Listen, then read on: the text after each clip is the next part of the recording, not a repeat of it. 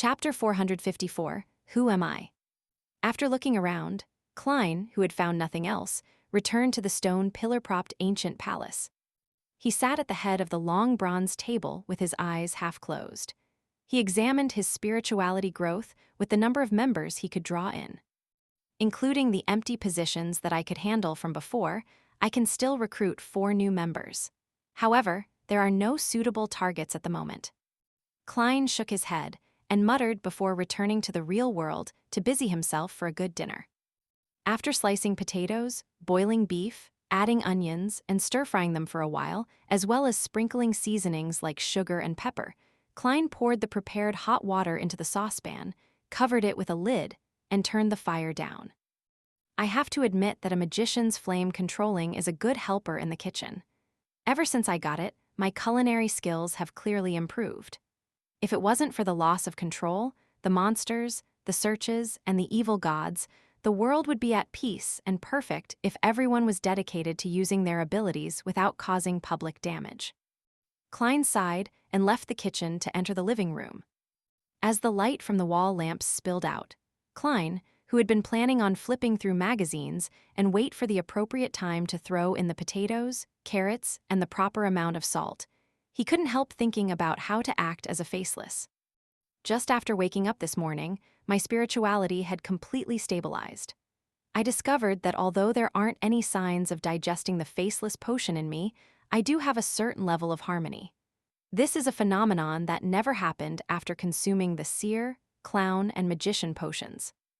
With this in mind, Klein looked up at the oriel window. As it was already dark outside, it had become like a mirror, faithfully reflecting Sherlock Moriarty with his black hair, brown eyes, beard, and gold-rimmed glasses. Klein nodded thoughtfully. Perhaps it's because I've always been acting as Klein Moriarty. Yes, in a way, Sherlock Moriarty is just Klein's disguise, not someone else. Although I've received many memory fragments and gained some of the original's feelings that previously existed, in essence, I'm still a guest from an alternate world. I am Earth's keyboard warrior, Joe Mingrui. I've been through so much in the last 5 months that sometimes I even think I'm Klein Moriarty. Amidst the silence, many thoughts flashed through Klein's mind, giving him a lot of insight. However, I'm still Joe Mingrui, who's donning the skin of Klein Moriarty, someone who has never given up the idea of returning. He slowly closed his eyes. When he opened them again, the figure reflected on the oriel window had already changed. It was a young man with dark brown eyes and short black hair. His facial features were unremarkable, and he appeared refined, but he had obvious eye bags with an inkling of a double chin. This was Joe Mingrui from Earth. Long time no see. Klein sighed, raised his hands, and rubbed his face. By the time he lowered his arms, he was back as Sherlock Moriarty. After this period of contemplation and adjustment, he inexplicably felt that the gap between his spirituality and the potion had reduced significantly, and there were signs of them slowly blending together. No wonder Mariontist Risego's teacher, yes, perhaps his teacher would say that you can disguise yourself as anyone, but you are ultimately yourself. This is likely a core principle of a faceless's acting method. Once one forgets this point, it would be easy to forget yourself amidst the constant changes, eventually turning into a monster. Klein felt enlightened when he recalled what he had previously obtained via spirit channeling. He crossed his right leg and leaned back, quickly coming up with a plan for the future. Search for and conclude the actual acting principles for a faceless. In the Beyonder circles of Backland, through the Tarot Club, gather information about mermaids, in preparation to complete the ritual at sea. Directly or indirectly, get the Solar High Priest Potion formula to help Little Sun advance to Sequence 7, so that he has the clearance to obtain the method for removing a rampager's mental corruption on a Beyonder characteristic. But I can't fully place my hopes on Little Sun. I should still attempt to look. Klein, whose mood was slowly turning staid, snapped his fingers, reducing the stove's fire in the kitchen as the fragrance of beef emanated. At that moment, he heard the doorbell ring. The visitor was none other than Lawyer Jurgen. Even though it was drizzling and the ground was wet, Jurgen was still dressed meticulously. He even wore a vertical collar. "What's the matter?" Klein, who was very familiar with Jurgen, didn't make any small talk and directly asked. Jurgen put away his black umbrella, patted a few drops of water off of his double-breasted frock coat, and said, "Sherlock, I'm leaving Backland on Monday next week to go south on a holiday with my grandmother. The warm environment and the clean air suits her very well." "That's excellent news." Klein took the initiative to deduce, smiling as he asked, "You want me to temporarily adopt Brody?" Jurgen shook his head gravely. "My grandma can't bear to part with Brody and insisted on taking him with her.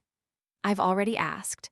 As long as we put him in a cage and buy a full-price ticket, he can board the steam locomotive, but we have to keep the cage clean at all times to not pollute the air above. Honestly, the smell in the third-class carriage is enough to overwhelm the stench of cat poop." Klein chuckled.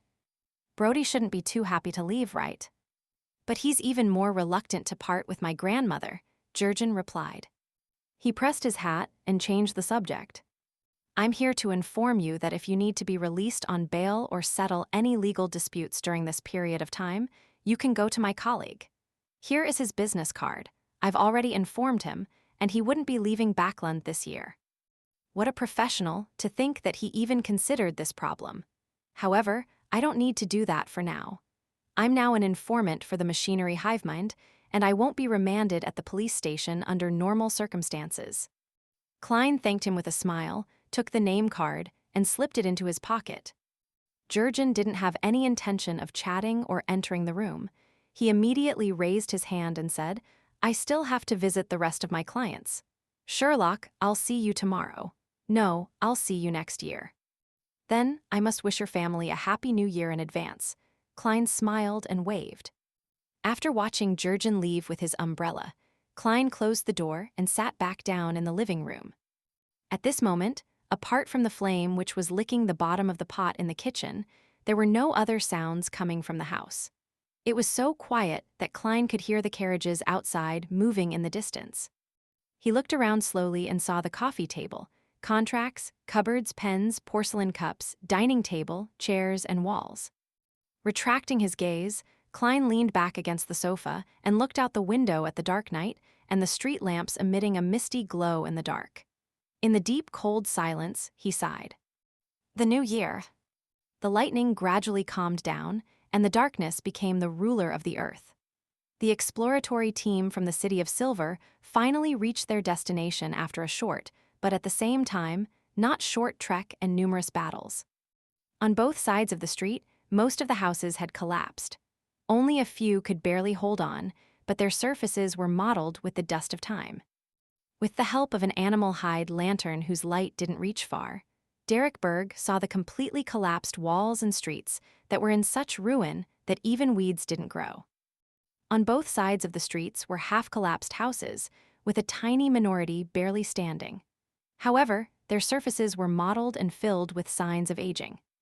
The white and blue colors that formed the foundation of the coatings, the pointed structures which were different from the City of Silver, had already turned gray, making it hard for anyone to imagine their original appearance. However, Derek could figure out the city's past through such observations. It had definitely experienced a long history with a considerable number of inhabitants, developing its own civilization in the Dark Ages. The humans here took potions, built and repaired buildings, and defended the city wall. About 6 teams or more had explored the outside and hunted monsters in search of the necessary resources to survive. They would celebrate for any brief periods of calm, offering sacrifices to the gods and yearning for a response.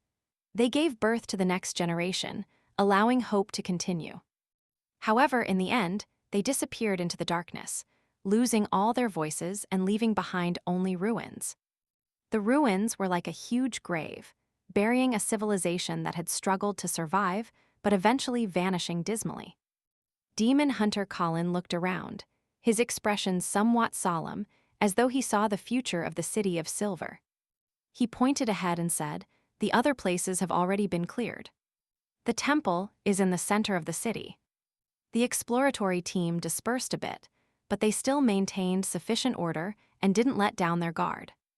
After passing through ruins that had been destroyed for an unknown period of time, and went past streets so quiet that they drove people mad. Derek finally saw a high, wide, artificially made platform. On top of the high platform, there was a half-collapsed building. It looked extremely similar to the temples in the City of Silver. It had a dome propped up by pillars, creating an arched entrance. The style of the buildings here was completely different from that of the other buildings. It really is true that they later converted to the fallen creator. The thought had barely crossed Derek's mind when the 4 lanterns in the team went out at the same time. All of a sudden, the exploratory team was plunged into pure darkness. There was no lightning in the sky, the candles on the ground had extinguished, and all human breathing seemed to disappear at once. Derek's body immediately tensed, as he felt as if some monster had stuck its tongue out in the darkness and was trying to lick his scalp. But his spiritual perception told him that nothing real had appeared. At that moment, an immature, helpless, terrified, and dry voice sounded out by his ear. It was a child whispering, "Save me, save me." For a moment, Derek froze, not knowing how to react, but in an instant, a coruscating glimmer of dust appeared before him. The dust exploded one after another, igniting a silvery white light that illuminated the surrounding area. Colin stared at Derek and said in a deep voice, "What's on your mind?" Derek instantly snapped to his senses and clasped his hands in shame and pressed them to his mouth and nose as if in prayer. His body immediately emitted rays of clean, pure light, causing the surrounding darkness to silently disperse. The other team members seized the moment to reignite the candles. Because of the demon hunter's timely reaction, no members disappeared this time, nor were there any new members appearing. Colin retracted his gaze from Derek and looked at the half-collapsed temple on the high platform.